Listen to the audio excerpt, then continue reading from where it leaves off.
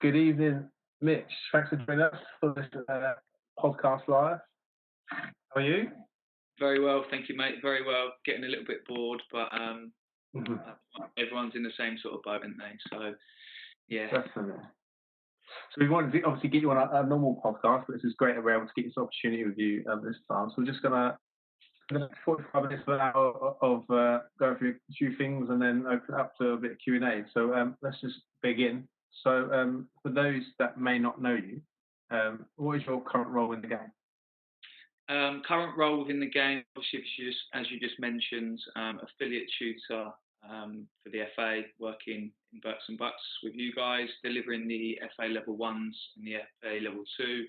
And then probably a year ago, started delivering the safeguarding courses as well. So alongside that, we've got my own coaching business, which delivers lunch clubs, PE lessons, after school clubs, um, grassroots club support, holiday camps, all of those sort of bits and bobs. And then coach Flackwell Heath girls under 10s as well on a Saturday. So it's busy, but something I love. So it's all good.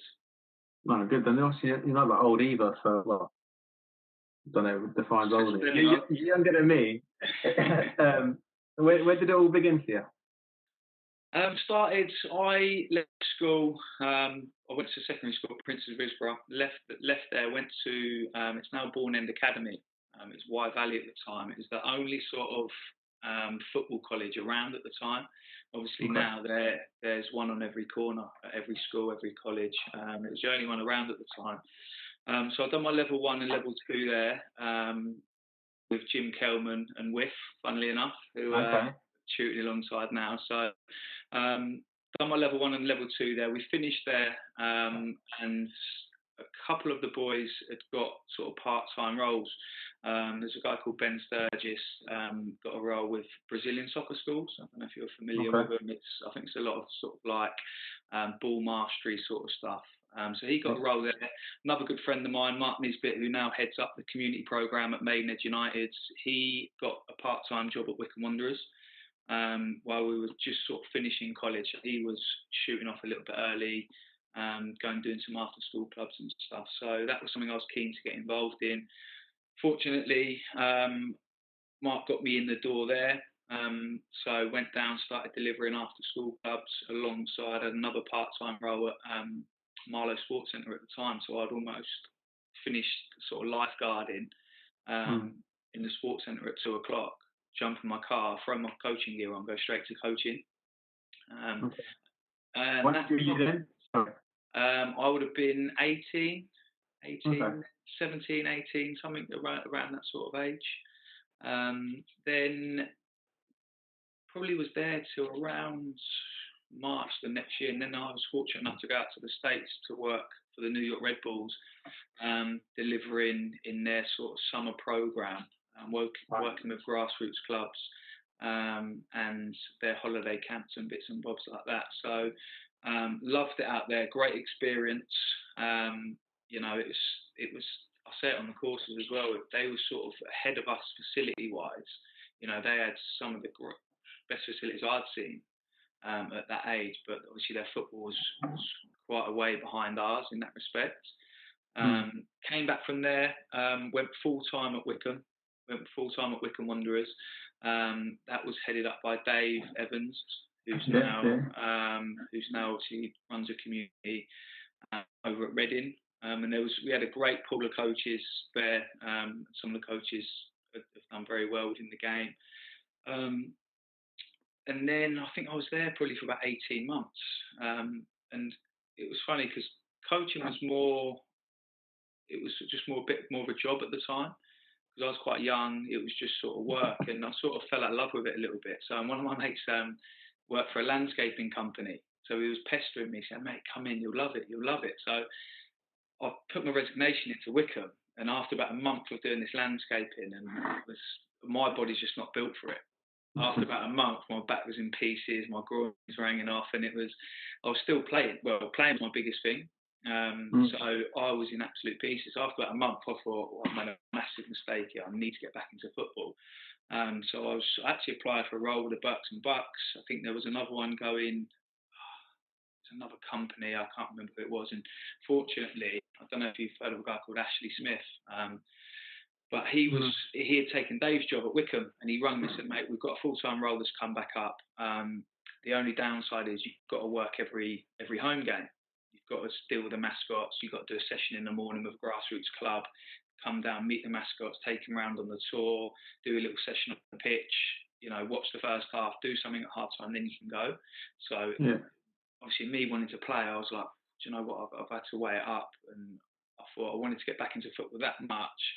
But sort of football playing went on the back burner. Fortunately, that Saturday role on the match day only lasted probably to about after Christmas.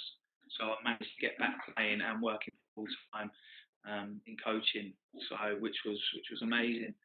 Yeah. Then I went there, joined the FA Skills Program straight from Wickham, and that was 4 years there, and then that'd be coming up 2 years with my own private coaching company. So yeah, been a bit here, there, and everywhere. Did you become affiliate during the skills program? Yes, yeah. So when I joined the skills program, my coaching just sort of changed dramatically. It was very much lots of constant stuff, lots of standing in pairs, passing backwards and forwards. We got so much CPD at the FA as soon as I joined, it changed my coaching style totally, which we'll touch on a little bit later. But yeah, we used to help or support Danny Fenner. Remember Danny, who's CCD now in Middlesex? No, somewhere. I can't think somewhere. Yeah, so obviously him being county coach developer as the skills program, we went in and supported him on different events, and that was when I first got a taste for sort of like tutoring. Obviously, when we were in the schools, we'd be working alongside the teachers, delivering the Primary Teachers Award, which I liked. But going out with Danny and working alongside a tutor, I've got a real sort of buzz for it. And then, yeah, when the role came up, interviewed, and yeah, so it sort of kicked on from there, really. Just you touched on it briefly. For those who don't know, what's been your playing career? Not amazing. Don't sound that glamorous. Just locally, non-league. Flatwell, Marlow, Burnham. I was playing at Marlow United this year. I got injured just before Christmas, but probably the best. I had 4.5 years at Flatwell, and that was the best time I had. That was step 5. We won leagues, cups, and stuff like that. That was by far the best sort of playing that I had. I still love it, and I will still play as long as I can. Like I say, it's this year I thought, oh, shall I, shan't I? But the game is difficult to sort of, knock it on the head totally, whether that be five-a-sides or power leagues, whatever it be. I think I'll continue to play up until walking football, mate. So yeah, like I say, just non-league. It's not a great level of non-league. Step 4 was the highest I played, but just loved it. Loved it playing, and like I said, that was probably 2 years out of those 4 out at Flatwell were the better ones for me. What you said earlier when you was at Wycombe Wanderers, you had to sort of sacrifice playing, even though it was for a few months. Like, did your passion for coaching override your playing? Yeah, I think that I look at it now, and my missus hates it because I love what I do. Whether I'm tutoring at the weekend, level 1, level 2, whether it's an after-school club with 20 year ones, whatever it is, I love it. Like, I go out the door, she dreads a Monday like a lot of people do. I can't wait for a Monday to come around and I'm back at work. So this time for me is like hard. Like, it is for everyone, but yeah. So I absolutely love it, and I think when I went landscaping for that bit of time, when I was 20 at the time, that was when, and I got back into coaching. And I sort of sacrificed playing on a Saturday so I could get back into it. That was when I just kicked on, come back, and I think I'd done my modules straight away when I got back in. Then got my B license, and then that time in Wickham as well, started delivering on their BTEC program as well. So doing the slightly older ones, which had its pros and cons. I preferred it back then, but I'd take the younger ones now every day of the week. But yeah, I think it was that landscaping that sort of swung it for me. Yeah. Yeah. Just a couple of comments coming. Liam says, I worked with Mark at Magpies in the community. That was my first role. Absolutely loved it. Elliot says, Dave Evans did my level 1. Yeah. A few celebrities in there then. And Sally, I think he's just there. Hopefully she'll come back, but she's having issues with the sound. Hopefully no one else is, but please let us know if you are. So going back to yourself, Mitch, who inspired you to coach? So you're quite young. If I put it towards myself, I started to coach. I had a passion for coaching from my coach as a player, but I didn't really pick up on it until I was early to mid-20s. Yeah. What made you? It was very young, and yeah. Like I say, I think it was because a lot of the lads at college had jobs and stuff like that, and to be honest, no one really inspired me to coach. It was work to start with. I thought, do you know what? I was working at the leisure centre, and I thought I wanted to get into coaching, but it was more. Do you know what? I think that would be a job that I enjoy the most. Rather than anything else. So it wasn't, there was no one really inspired me directly to coach. I started off as a job, which obviously it is still now, but the passion for it now is much further forward than what it was. But if I had to say somebody, it would probably be my coach at college, a guy called Martin Ireland, who I'd learnt the most off. His coaching style was very commands, but the detail, and I think that's how the courses have changed slightly over the years. The detail that he went into, definitely, because I just wanted to play. I wanted to play. Coaching was sort of second on my list. So the amount I learnt off him definitely improved me massively as a player. But also now, there's things that he told me. I'm 33 now, so when I went to college, I would have been 16 when I went to college, 17. So you're talking 15, 16 years ago, which still resonate with me now. The sessions, not necessarily the sessions, but the detail that he sort of drilled into us. So it didn't necessarily inspire me to coach, but that's where a lot of my knowledge sort of expanded from. Yeah. Okay. And talking about now, I suppose, what coaches do you admire, whether that be locally at grassroots or even in the program? I think if you're looking at the program, it's easy to sort of say your Peps and your Klopps. I think their style of play is brilliant. To watch them. I'm a massive Chelsea fan, but I'll happily sit down and watch Liverpool City, every weekend. Just because their style of play is exciting to watch. But I would probably go admire. I've never seen him coach, but I would, from my time at Wickham, I would go for Gareth Ainsworth.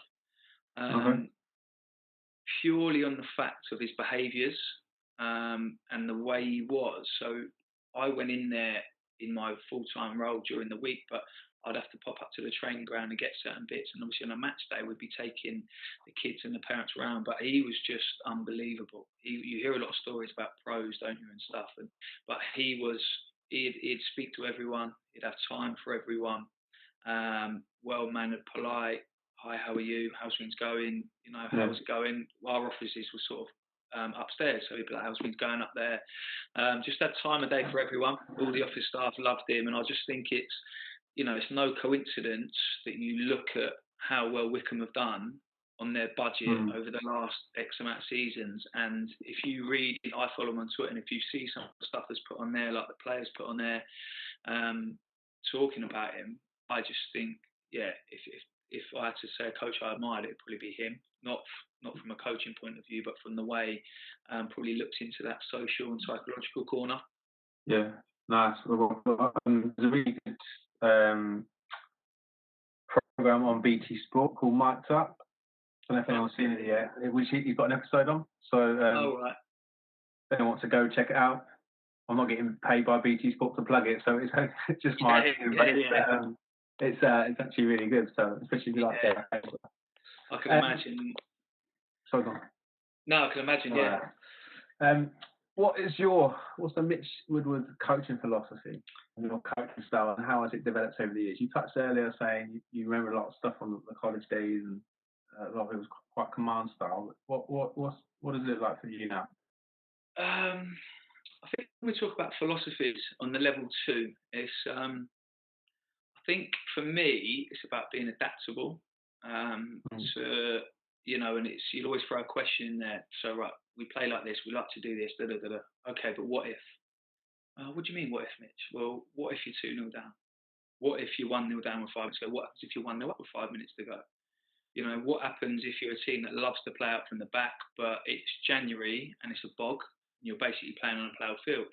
Are you still going to play out from the back? And I think it's just about being adaptable, having your sort of core elements within that, but adapting to all those factors within it. Like over the last probably, I don't know how to put a date on it, but few seasons, you go back 5, 6, 7 seasons, teams starting to adopt this method, whether it's from their own learning, their own beliefs, or more than likely from Super Sunday and Gary Neville dissecting it on Monday Night Football. If we're being honest, it will come from coaching courses as well now. But I think going back then, and I witnessed it so many times where you'd be playing a team that would keep trying to play out from the back, but they didn't have the players to do it.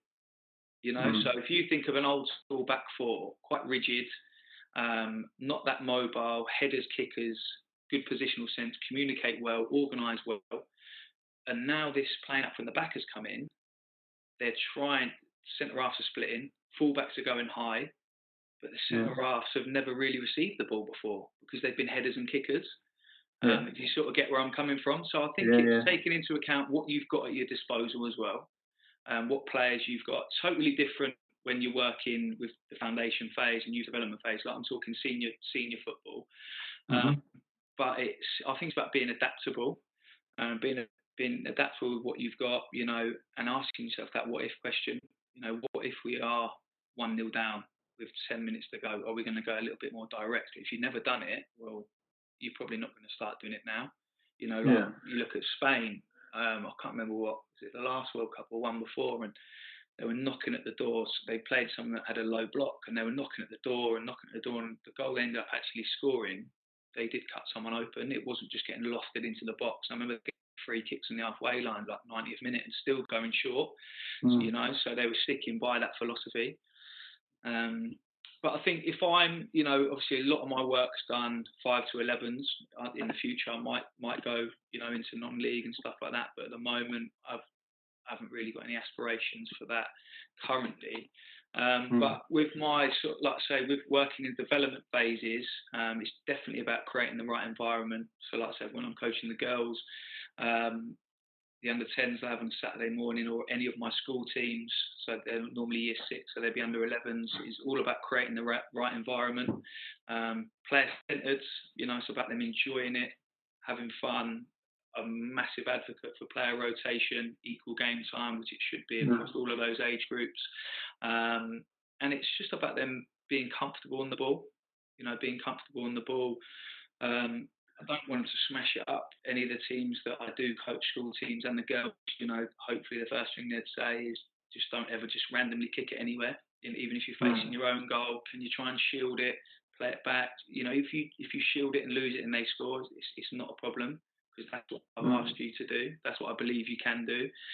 So I think it's about speaking to them in a way that does create that right environment.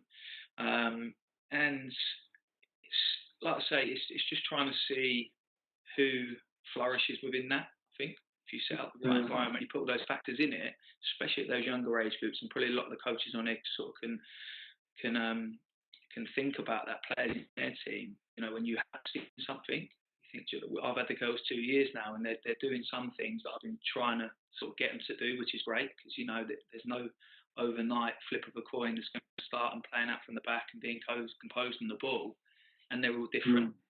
And yeah, like I say, it's just not having that fear of failure. It's not having that. If you lose the ball, I say to him, I'd rather you get tackled and we lose the ball than you just smash it. Because if you smash it anywhere and you panic, we're probably going to lose it anyway. It's probably going to go off for a throw, go to their goalkeeper. We might get lucky, and we get coaches on the courses say, yeah, we played a team, they're really direct, they beat us 5-0. Okay, that's great. But for development, those teams that are just smashing it long, you're missing out loads of players. They're not going to get time on the ball. They're not going to get comfortable on the ball, because all they're getting used to is just boshing it, aimlessly boshing it as well. So that's sort of how I try to work within that. Yeah, that's really, really decent. I think you touched on it already, but in terms of your systems of play, I suppose we'd use your Flatwell and the 10 girls as an example. So it's playing, trying to like prevent from kicking it long, but also trying to create, trying to develop creative players. Yes, and I'll say to the girls all the time, there's nothing wrong with going long, nothing wrong whatsoever. If it's with quality and if it's with a purpose, Right. Okay. it's just the oh, it's coming to me in my own in and around my own penalty box or in my own half, and what I'm going to do is I'm just going to kick it. You know, coaching in lots of schools, I hear it all the time where children will go, yeah, just get rid of it, and I'll be like, just come over here, with a player. I'll be like, where'd you hear that from? Oh yeah, that's what we get told to do at the weekend, and it's like, you know, you're trying to teach them one thing, but the weekend they're getting told something totally different. So it's difficult within that. But like I say, I would go, you know, all around that, their individual possession. You know, can they master that first? Because we've got some girls in there that have been playing for 2 years. We've got some that have been playing for 3, 4 maybe. So I think there's a couple that probably started slightly younger, but they're all at different levels. But those key messages I get across to all of them. You know, because you will have girls that are composed and relaxed on the ball. You know, there's a school team that I do under 11s. There's some really, really good footballers in there, and they play quite a high level at the weekend in local development centres. But you do see them smashing it an awful lot. You know, so it might be a covering midfield or covering defender. The easy option is just to kick it off the pitch, then regroup. But my argument is, you know, if you continually do that, you're never going to get better at being the ball. Yeah. You know, shielding the ball, turning. Can you play back? Right, you play back to the goalkeeper. Now, can you split off and try and receive the ball again? But was it systems of play you mentioned? Yeah, systems of play, mate. Yeah. What, so like set up structure, how we would set up and stuff like that? Yeah, I suppose if we're just using the under 10 Flatwell as a girls team as an example. Yeah, so with the girls we go 2-3-1. I just think it's quite a nice balance to it, and then sometimes again the what if question, you can flip it to a 1-3-2 depending on the state of the game.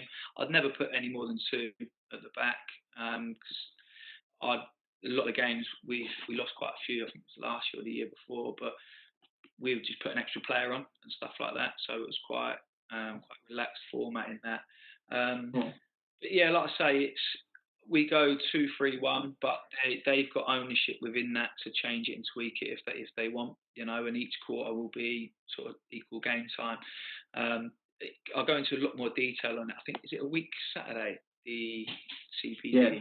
So yeah, that sort of drills down into it a little bit further. But like I said, I set that up for them, and if they want to change it in a quarter, they can.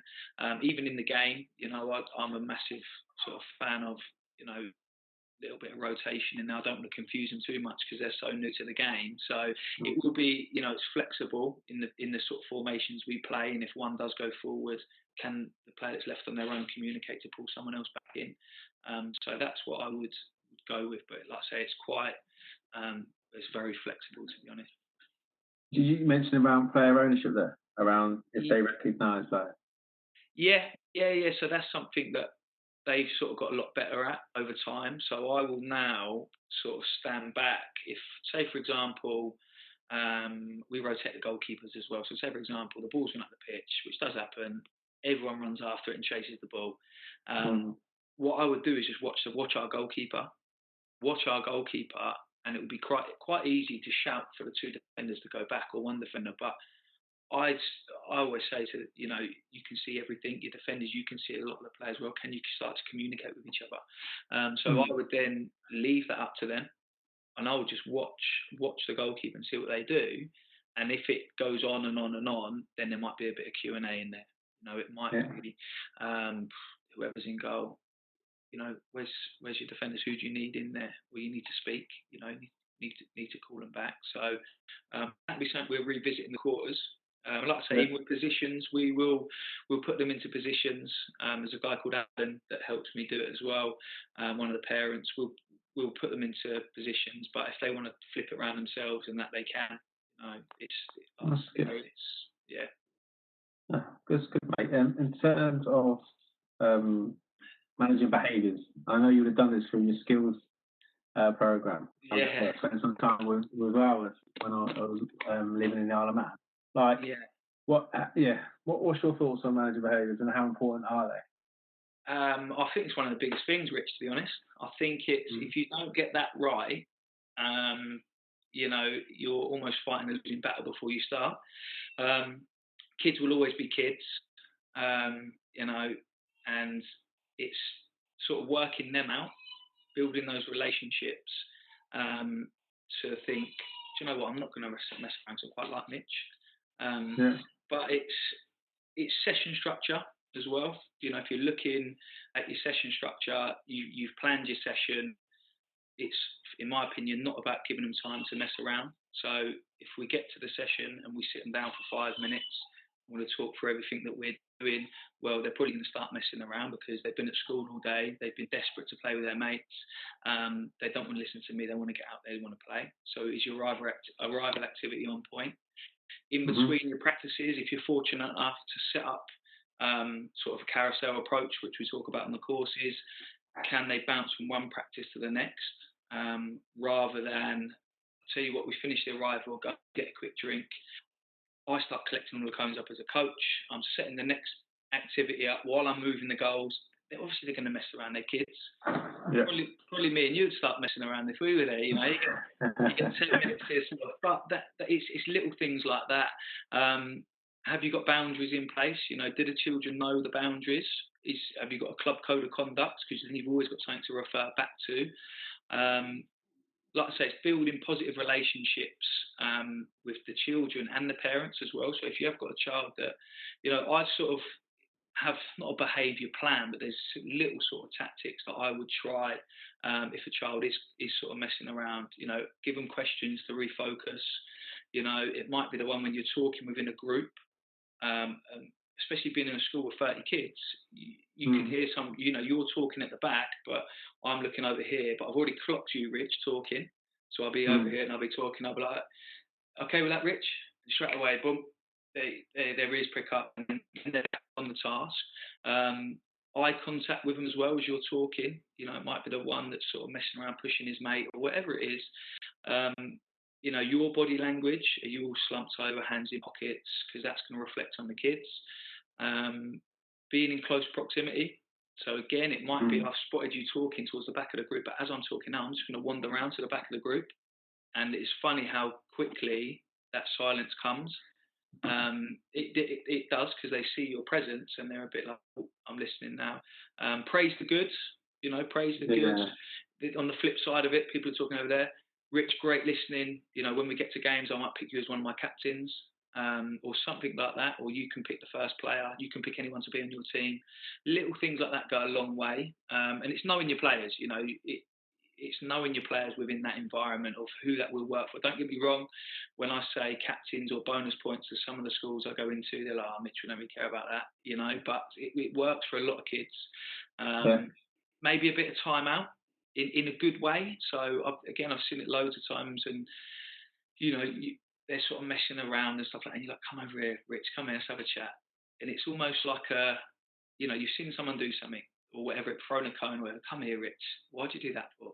But you've got a smile on your face about it. It's more of a conversation. And it's just a conversation around it. But probably my biggest advice on managing behaviours would be reflecting on yourself as a coach.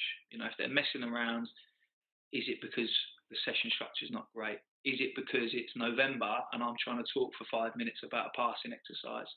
Is it a passing practice, but me and you are passing backwards and forwards for 10 minutes? Because I know full well I'd be getting bored and I'd probably be trying to smash the ball at you, or if we sat down, and we're talking, I'm talking to you for a progression for 5, 6, 7, 8 minutes. Kids are going to start throwing them rubber things or squirting their mate with water bottles because it's way too long. I would always, if a child's messing around, I'd always look at what I've done. Have I planned? Yes. Is a carousel approach in place? Yes. Have they had enough time to have a drink but not too much? Yes. Have I spoke for too long? No. Right, now what's the issue? And like I said, it might be a case that you have to speak to parents to discuss if they have issues at school, or if it's ongoing and it's hindering the development of others, it's have a chat with parents, because there might be something underlying there. How do you deal with it at home? How do their teachers deal with it? There might be little tips and tricks that they can give you. Yeah, no, really, really decent stuff. Like, I think what you just touched on at the end, towards the end anyway, around review, I think it's key. And I know it's plan do review and touch on the level one. And I think we're going to look at doing something in a couple of weeks as well, because I think as coaches, we don't spend enough time reviewing. And I know we've said this before on other sessions. So it's definitely something, and then that's probably where you can pick up. But looking at your sessions, what was behaviour like with the children, etc. So yeah, that's decent. You mentioned earlier around again, we usually run the terms Blackwell girls team as an example, where there's a difference in ability. So you had people, players that have played for a couple of years, even some even longer. How would you go about doing that, say, in a session? Yeah, it can be tough, but for me it comes down to relationships as well and knowing your players. Like I say, we've got girls in like I said, the school teams I deliver on, where the difference within the group is a lot.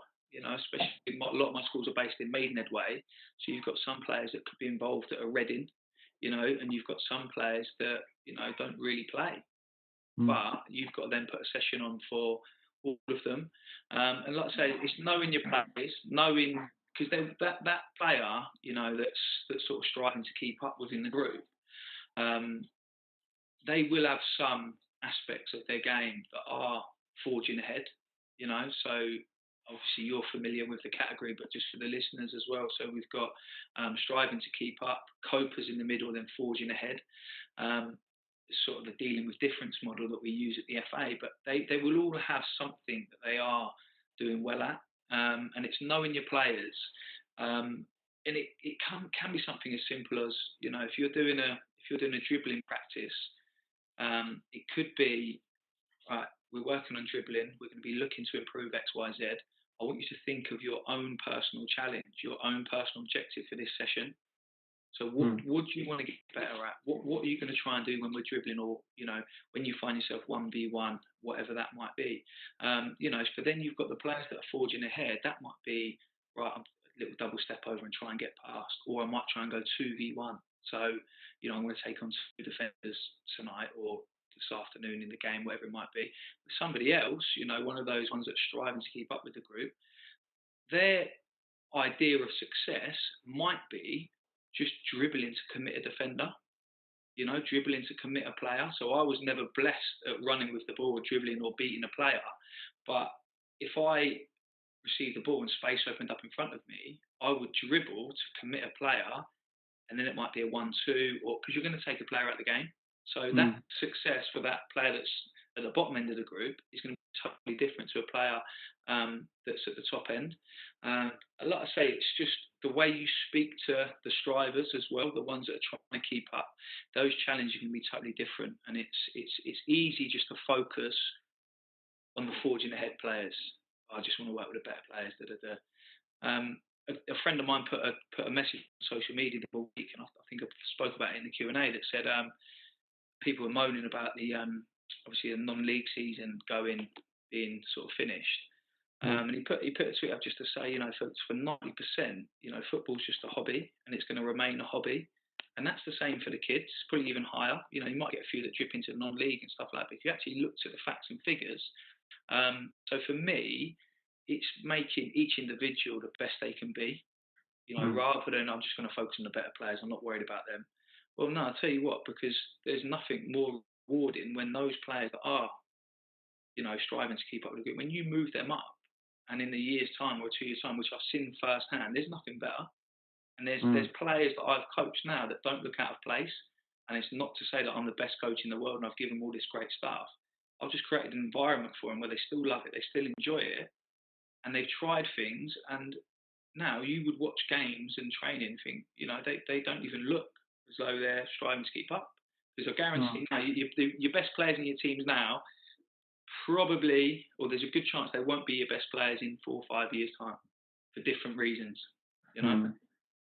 That's a good point. Again, you've touched on it here already, but around like setting challenges, whether that be a team, unit, or individuals, and you've gone through it slightly. But how do you go about? Is it identifying where they're at in terms of their ability, and then setting those challenges, or would you do behaviours or both? I think it's difficult because if you constantly keep changing what you're working on, you never really consolidate anything. If you sort of get where I'm coming from on that, and the fact that if we play a game and we lose 4-0, right, we're going to work on defending because we've got counter attack, so we're going to work on defending the counter attack.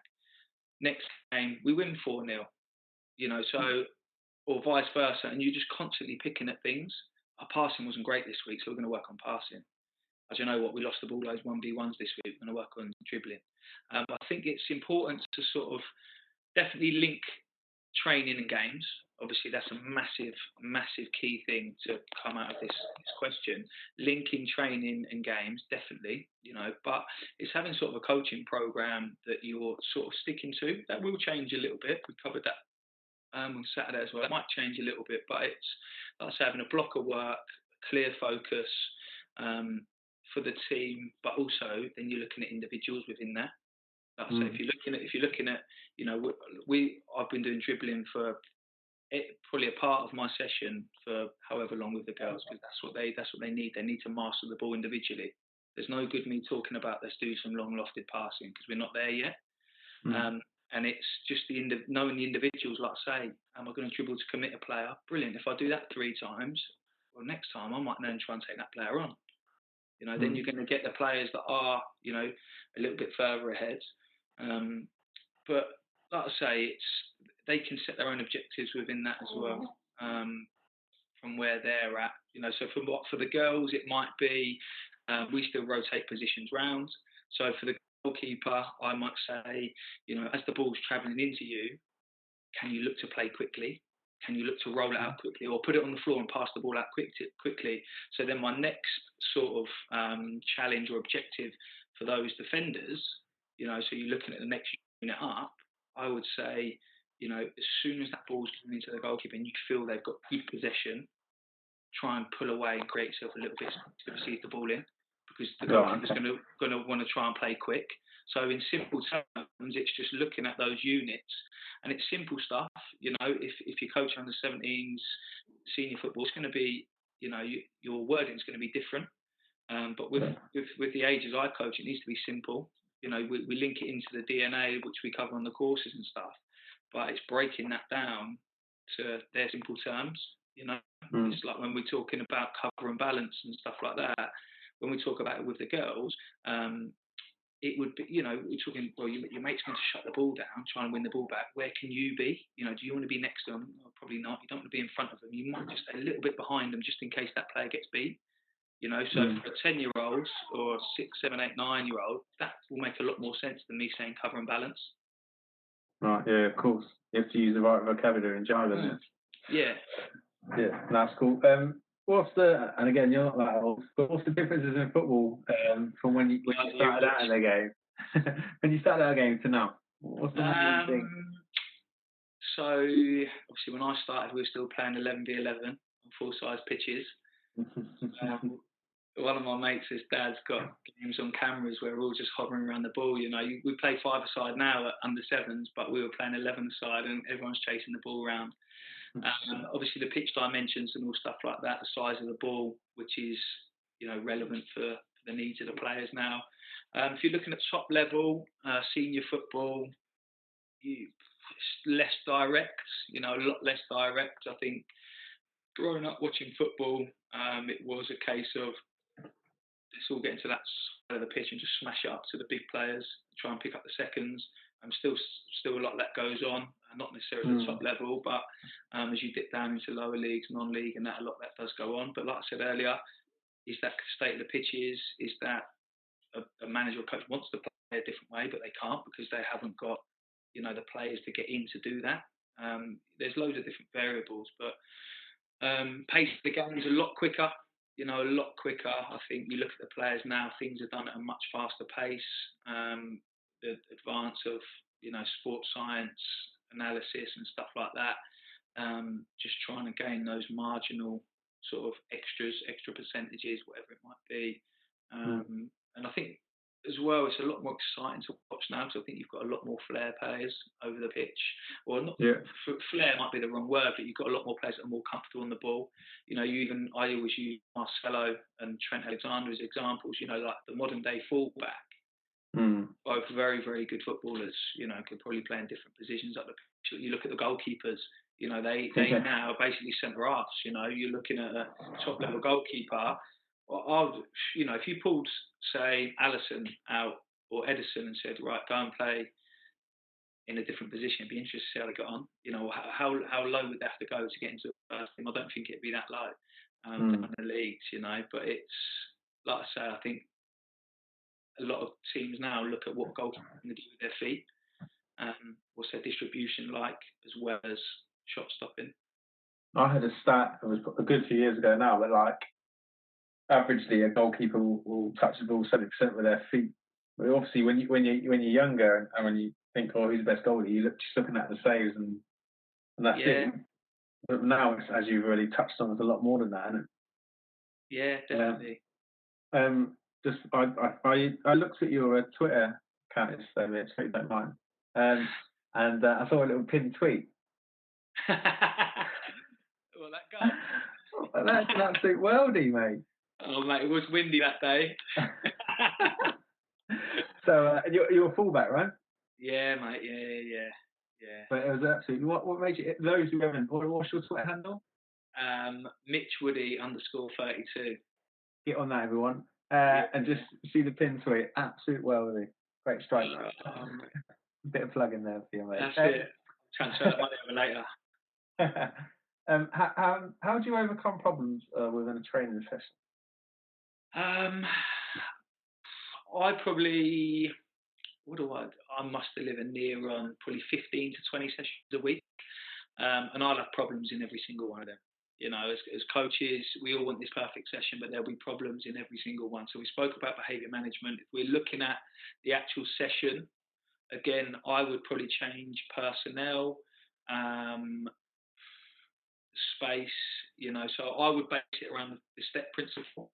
So I would look at, you know, what I've done on my planning, and if it's not working, why not? Do I need to adjust the space? You know, if I'm doing a sort of like a breakout game, which if any of you have been on the boot room, it's on there like a little breakout practice. So if I'm doing, you know, you've got to make 4 passes before you can break out, and it's a 4v2, so it's an attacking overload. You've got to get to 4 passes, but if it keeps breaking down, you know, I might look at the space and make the space a little bit bigger, so it's a little bit easier for those 4 attackers. You know, then if that doesn't work, I might look at the task. So we're still on that step principle. Look at the task. So they've got to get to 4 passes, and they still can't get out. So I tell you what, let's go down to 3. Let's go down to 3. Now can that 4 players make 3 passes to break out and go and score?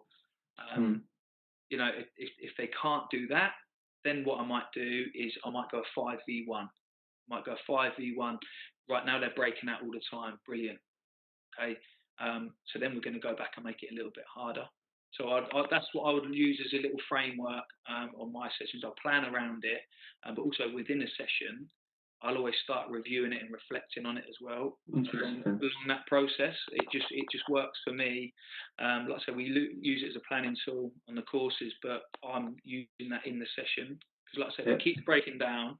Something's not working because, you know, we all do a session and think this is going to be decent. They're going to love this, and it does keep breaking down. You think, oh, I said 4 passes. They're doing that too easy. Maybe let's say 8. Let's challenge them. So that would be my first port of call. When I am planning, I would think about that what if. You know, what if it is too easy or it's too hard? So that will then nullify some problems you might have. How are you going to progress it on? Or if that's too hard, how are you going to make it a little bit easier? Ask the players. You know, they're the best ones to ask. You know, are you enjoying it? You know, I've put on session before and thought this is quality. They love this. Oh, that was a bit boring, Mitch. And I'm like, hey. Like, and it is. Ask them, ask the players how they're finding it. You know, that's a massive one for me. And on the courses, when we're delivering the 1s and 2s, you know, the learners will put a practice on, and there might be times when, you know, we finish up, we have a discussion, I ask how they thought it went. But sometimes I would say, what were the players like? What were they like in it? You know, And someone mentioned before on a podcast as well, would you want to play in that session? No, I don't think so. Well, your players probably don't want to either. But it's sometimes asking the players, and like say on level 1 and level 2, I might ask the learners that played in the practice, say, how did you find it? Be honest. I loved it. You can tell by their body language as they come off hot, sweaty, panting, laughing, joking. You're looking at it, you're thinking, do you know what? I know that's going to be a good session. Yeah. No, that's really good points. I like the idea around reviewing it during it as well. Something I've tried doing it, and I think it's massive, and I try and do as much as I can is asking those players, because everyone's taking part. Just because you enjoy it as delivering it doesn't always mean that they enjoy playing in it. And then that review at the end, whether it be when you're at home or the next day, that's going to then be your stepping stones to the next game or the next session, because you might go and revisit that session. You might think, do you know what, that could have gone better. They got it towards the end, so we're going to go back to that next week because you've already put the stepping stones in place. Yeah, definitely, mate. Right, Mitch, and towards the end now, this is a bit of quick fire questions. One word answers where possible, unless I ask you to elaborate. Yeah, get a little swig. Wet in the whistle, and off we go. Right, Guardiola or Mourinho? Mourinho. Well, very, very briefly, why? Strictly from a supporting point of view. When he came to Chelsea, we hadn't won anything for however long. And I'd look at him, if it was now, I would definitely go Guardiola. But I thought he was brilliant back then. Some of the stories I've heard from within the club, talking to players, building them up to perform how they did for those couple of seasons. So I would go Jose. Cool, thank you. Through the thirds or direct? Direct with quality and a purpose, not just a smash, get it away from my goal, or direct, but with a purpose. Mostly on a Saturday afternoon, yeah? Get it right back. Kick off the pitch. Q&A or command style? Q&A for me, the age group I coach use a lot of question and answer, letting them find out and work it out for themselves. Cool. Constant or random practice? Definitely random. Mentioned at the start of the podcast, when I was at early coaching days, it used to be very constant. Now I'm full circle. Yeah. Definitely. As much confusion as possible, as much chaos as possible, because that's the game. Agree, mate, personally. Barcelona or Real Madrid? Barca. Cool. Foundation phase or youth development phase? Foundation phase. Mentioned it earlier. Love the younger ones, and that's what I do day in, day out. Cool. Striving to keep up or forging ahead? Striving to keep up for me. Mentioned the reasons why earlier, and it's so easy to say I want to work with the best players, but when if you're working with the striving to keep up, you get some players where they need to be. I find that more rewarding. Cool. Stop, stand still, or drive by? Drive by. Purely linked to the ball rolling time. Always used to stop sessions, stop everyone, and tell everyone the point that I could needed to just tell one player, which isn't needed. Put a player to the side. That's cool. Pass or dribbler? Passer. What are you?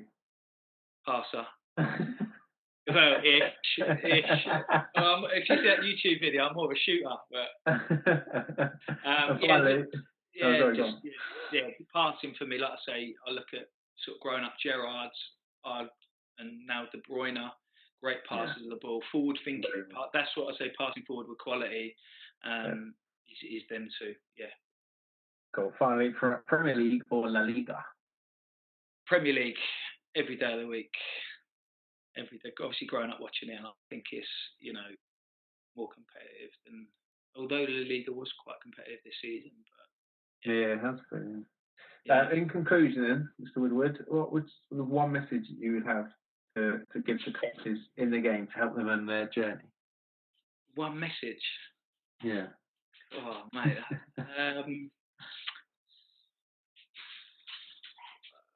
I would say, depending on what they want to do, is if they wanted to go full time in the game or career in the game, I'd say stick with it.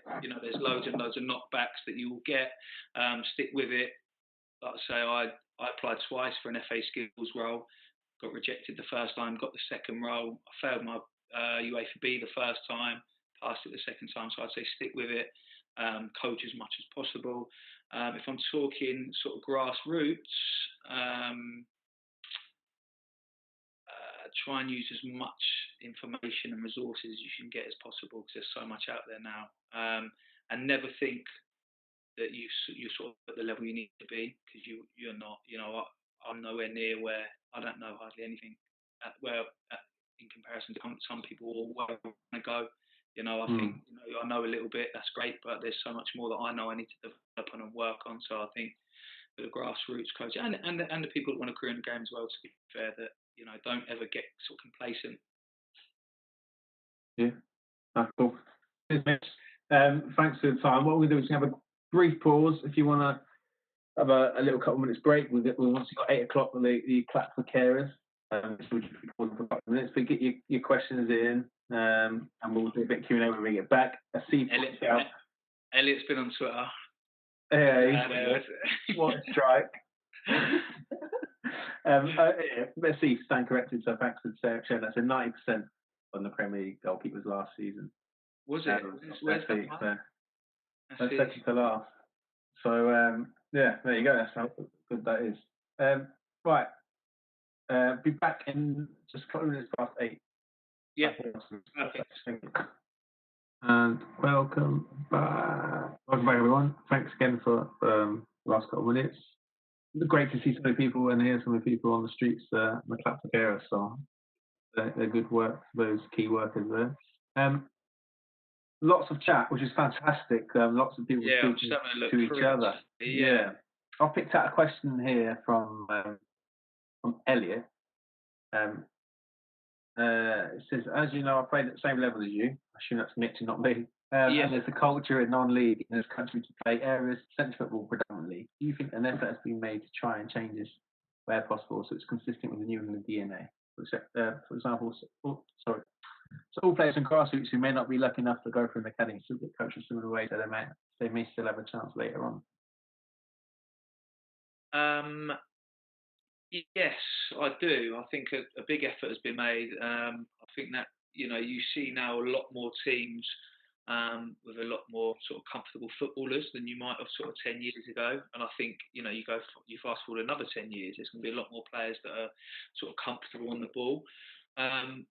And funnily enough, though, the sort of flip side of it, and again, this is covered in the CPD workshop I'm doing next Saturday, is that within non-league, percentages football sometimes can be effective, sometimes can win you games.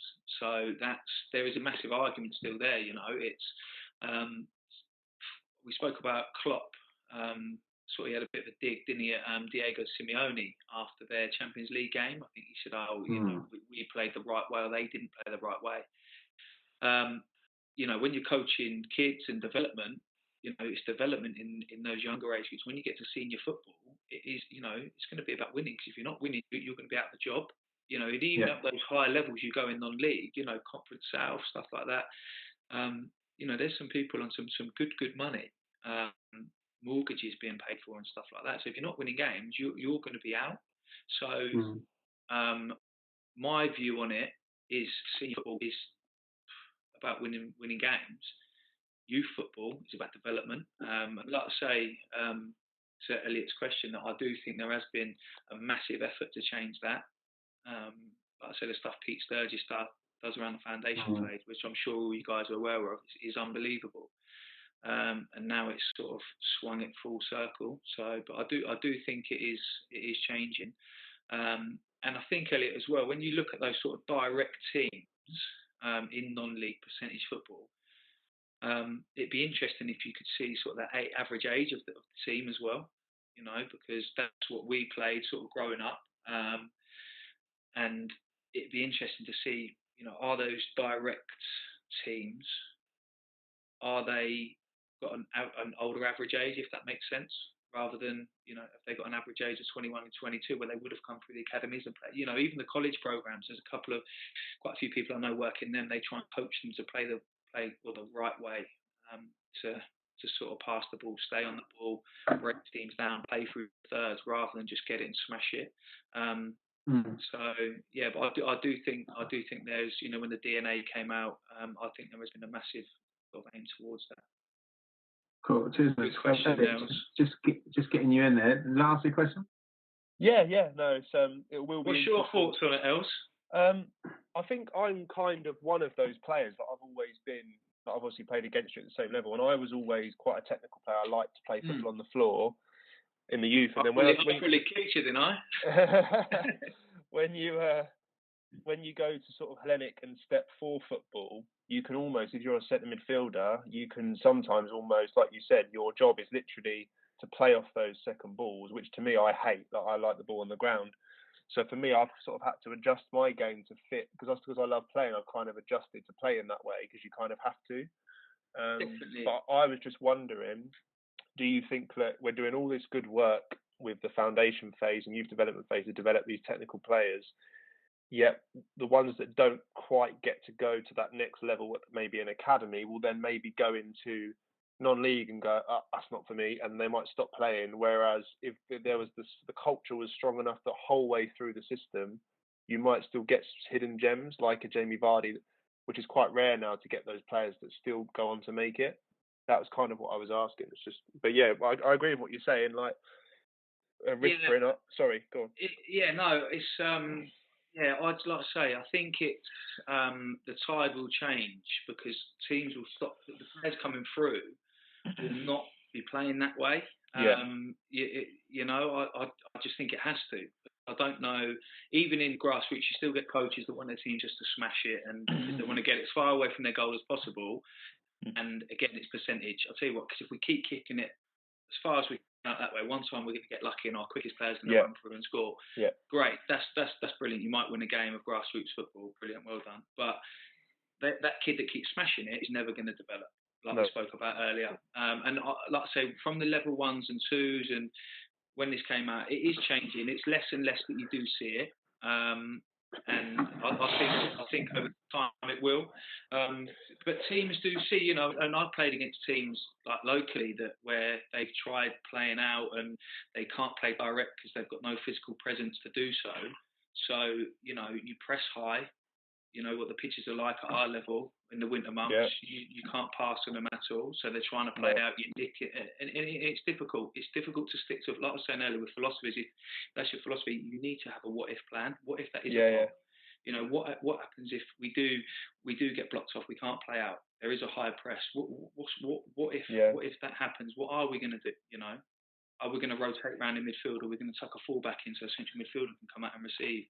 I think it will, but time will tell, I guess. Yeah, it's going to be interesting, isn't it, to see how it changes. Yeah. Thanks. Cheers, Mitch. No problem. Cheers, mate. Cheers, Elliot, mate. Good to see you again. I'm just going over to Matt's question now. He said, I've listened to a lot of these podcasts in recent months, and the same managers get inspirations from joint style of players, etc., like Pep, Klopp, and Jose. I'm only left playing power league games now, but do you and how see these styles of play from Klopp and Pep influencing non-league football and teams, Mitch? I think that was pretty much just answering the last one. Do you want to get that? Yeah, pretty much. You must have not listened, Mitch. No, I did, but I just wanted to get Matt in. Hello, Matt. Evening. Evening, mate. You all right? How are we doing, gents? Very well, thank you, mate. Thanks, mate. Just around your comment there around the three that you mentioned, they do keep coming up. You're quite right. Although Gareth Ainsworth has come up, I think, twice now in recent weeks, which is quite interesting. Has he? Has he come up previously? I can't remember who else mentioned it. I think. Was it Adam? It might have been Adam, actually. Yeah. Really? It's interesting. But yeah, just generally, as you said, the three kind of names keep coming up: Pep, Klopp, and Jose, and all of them have got decent skills. And I haven't played competitive football. Well, Power League's pretty competitive, I have to admit, on the Thursday night.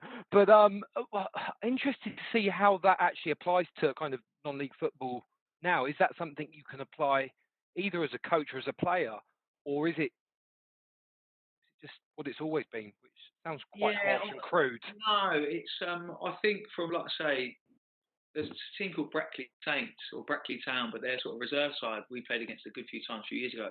Had some fantastic footballers, and we some good teams went away and played there. Their pitch was a carpet, and they played a lot of teams off the pitch because they knew they knew how they were going to play. The philosophy was clear. But what their downfall was, when it got to October, November time, they were coming to away grounds where the pitches were gone, and sort of getting it was sort of men v boys in that respect. Yep. Like I just mentioned that or alluded to, we were sort of letting them have it and then press high. But we went over their patch a couple of times, and numerous local teams, but they had some real good footballers. And I think it's like I say, teams will try and do it and play that way. And I think a lot of youngsters see all that and they want to play that way, which is great. But it's also having a plan B as well, not just to shell it, but what are we going to do? Can we think, right, we've been high pressed, we can't play out. How are we going to do it? What's the rotation going to look like? Who's going to drop in? Who's going to drop out? Because that's the only way we know how to play. So it's almost knowing it inside out.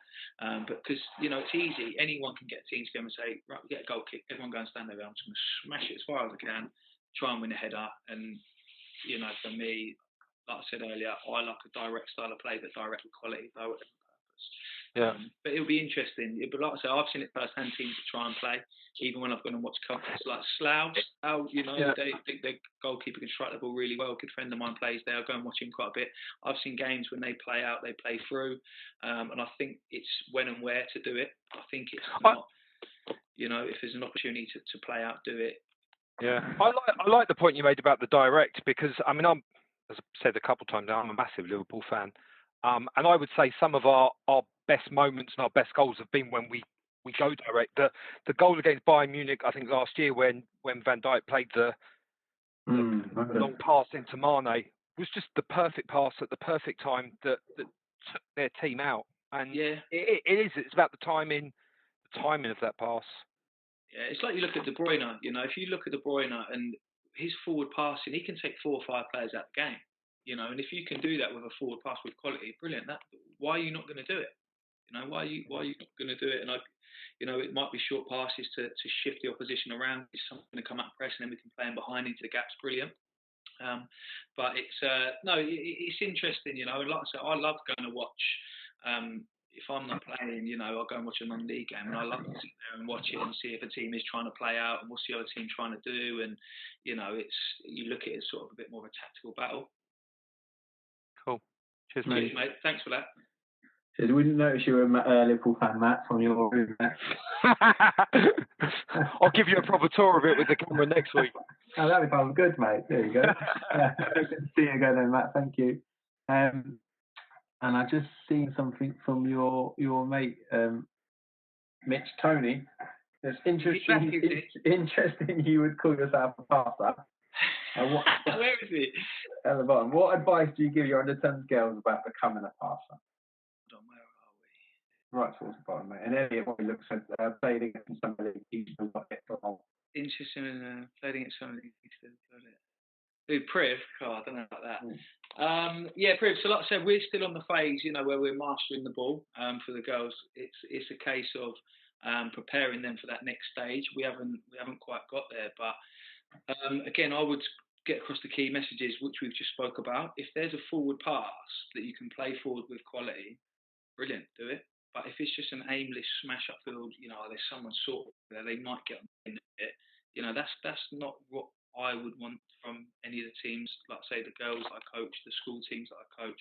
Can we try and pass forward with quality, and then go and join in? But like I say, at the moment where we're at, we're still mastering that ball. We're staying on the ball because that's where they're at in terms of their development. But thanks for that, mate. Thanks for coming on first as well. Appreciate that. Elliot just commented, as long as it's measured, it may be on. Even Pep said first thing Croy told him was you should always look as far forward as you can when you get the ball. Space, where is space? Where are the opposition? So yeah, completely right. I think we were just talking earlier about And Matt said that I remember the goal well against Bayern last year, and I picked the ball up on the left centre back side, and he just pings it over the top. Yeah, he's not able to do that if the opposition are on their 18-yard line. It's like the game the other day with Liverpool and AC Milan in the Champions League final. The ball that Kaká played through Crespo. Yeah. For me, like we said about earlier, pass or dribbler, you watch that pass and that is inch perfect. I think it's Carragher's stretched his leg. It's basically come out of his socket. He's trying to reach it. It's inch perfect. It's cut like 4 players out of the game. And exactly what Els just said then, if you can, look as far forward as you can, if it's with quality, brilliant. If it's a 3-1, for the opposition, you're probably not going to play it, Yeah, that's good stuff. Is there any more questions? Raise your hand or let Mitch depart for the evening. But it's been great speaking to you, Mitch. Brilliant. I learned a lot about you. I didn't know all this stuff, so I found it really enjoyable. Cheers, mate. Thanks for having me. While we wait for the questions, just a couple of things to share with you. I know Mitch is itching to see these next couple of slides. So just to make you aware of the FA have launched some bits and pieces now through CPD and stuff. So if you go to their YouTube channel, there's FA Learning. So as you can see, there's some activities, some CPD sessions, coaches conferences also there. You have some spare time. One for that. Coming up for us. Oh, there we go. Wait a sec. Podcast. We've just actually released a new episode, a special episode of our podcast a couple of hours ago. So from mental health, we recorded an episode with Berkshire Rugby mental health ambassador called Jason McMahon. We did intend to keep that for next month for mental health awareness week that we've brought forward just because of what's going on at the moment and support that people might need. So that's available to download now. Series 3 is coming very soon. Couple of slides left. Emerson Boyce is joining us live next Tuesday at 7 o'clock to relive the cup victory against Man City. So he's going to be joining us live. He's going to talk through the game. We're going to watch highlights, and it's an opportunity to ask him questions as well. So sign up, which I know a lot of you have done. And we have a special podcast recording with someone next week who I'll show you now. So we've managed to got into Dennis Suarez, myself, and Rivo. So it will be recorded, but we are going to be putting a link out to make some questions to us. So if you've got any questions you'd like us to ask Dennis, and I know Mitch is a big Chelsea fan. I'll be sending you about 5, mate. So yeah, great opportunity for us to speak to Dennis and 20-year career, just to speak about that.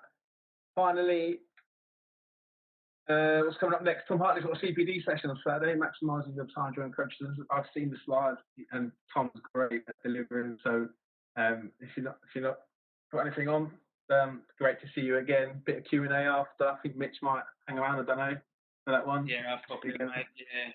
And Mitch is back next Tuesday lunchtime for the old classic Chelsea Bayern, Mitch. Oh, mate, can't wait. Priv will be there as well, won't he?